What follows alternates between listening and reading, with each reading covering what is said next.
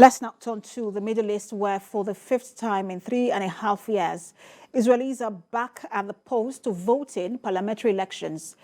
The race is expected to be a close one between supporters of opposition leader Benjamin Netanyahu and his opponents. It's unlikely that either side will be able to command a large majority in the 120-seat parliament, as pre-election polls predicting a tight race. The Israeli coalition government, currently led by Yair Lapid, was formed by an unlikely combination of parties with conflicting views on everything from state and religion to the Israeli occupation and Palestinian statehood, economic policies, and LGBTQ rights. And what has united them was their fierce opposition to Netanyahu, who had served as prime minister for 12 years and is on trial for alleged bribery, fraud, and breach of trust. Netanyahu is keen to pass legislation that will prevent him from being tried.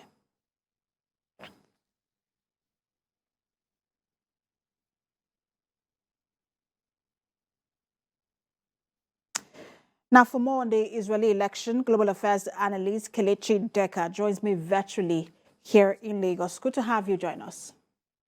Yeah, it's my pleasure.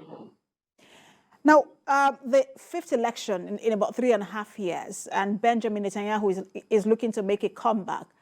But when you look at the fact that he is now in the opposition and he has the corruption cases battling, what are the chances that he makes a comeback?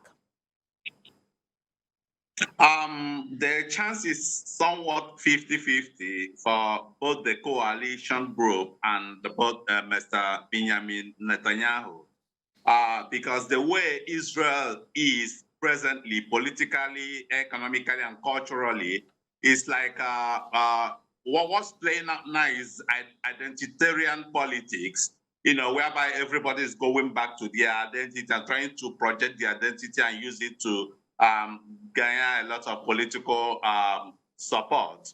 And Netanyahu, his opponents are seeing him as a disruptive force, that voting for him might be the end of the state of Israel as we've known it for the past 75 years, because what some of his supporters want, some of those who are some of the coalition that are joining him, especially the ultra Jewish Orthodox parties and some of the ultra-right parties, what they want are decisions and policies that might change the present makeup of Israel. And that same thing that they want are also the same thing that are propelling the other party, being led by Yair Lapid, to also get people together to fight against Netanyahu. Coupled with the present corruption charges against him, which they say that if it goes along, it means that the Israeli liberal democracy is at risk. He was unable to form a coalition, and that brought in Yair Lapid and Naftali Bennett. And many thought that would be the end of his political career, and that's Benjamin Netanyahu. How easy do you think that coalition of strange bedfellows that imploded just after a year made it easier for Benjamin Netanyahu to return? Yeah, because the coalition, is like people going into a kind of a political coalition just because they don't want the face of Netanyahu. But there are other issues that within themselves they do not agree.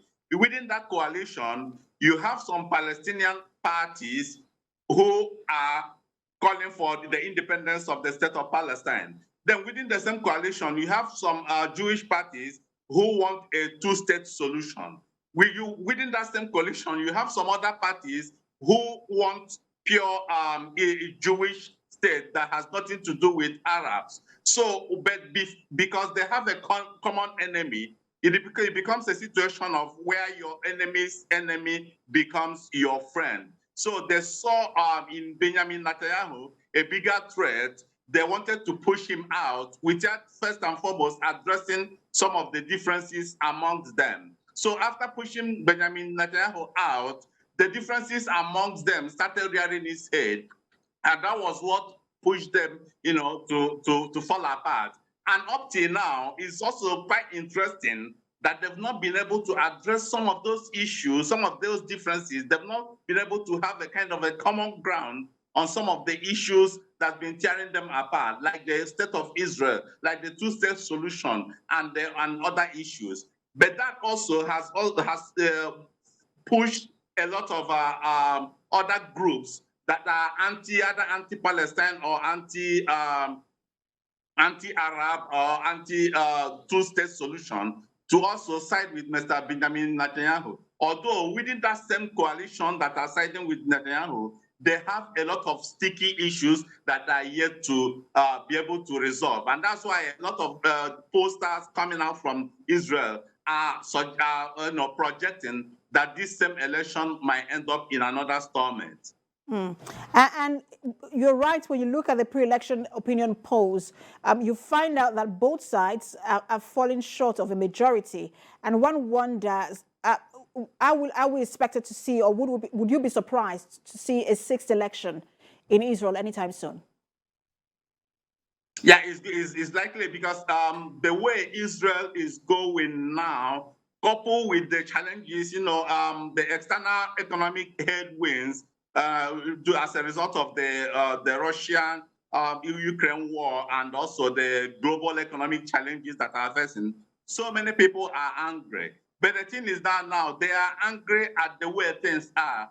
But coming home, they don't know where to push their anger to. So what they are looking at now for are some of the domestic disagreements, some of the things they disagree on, and are holding on to it. And when you look at the way some of the pockets of disagreement, the pockets of groups are holding on to some of these disagreements, you will find out that there's no way any of the coalition will be able to get a 61 seats in the Knesset to be able to, take the majority in parliament and form the government. So the likelihood that Israel is going back to kind of a status quo ante is there, and that is a big threat, not only to Israel, the political structure of Israel, but also to the economic system, because they've not been able to fashion out a responsive economic policy in the face of the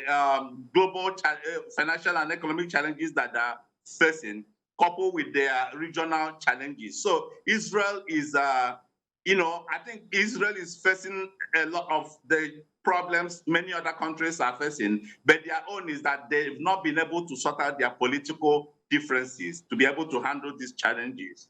Absolutely, and you said it rightly, having a stable government to deal with the challenges. But when you look at Netanyahu, he shared very similar views with former President Trump, and so both president and prime minister had some sort of one could call it a robust relationship.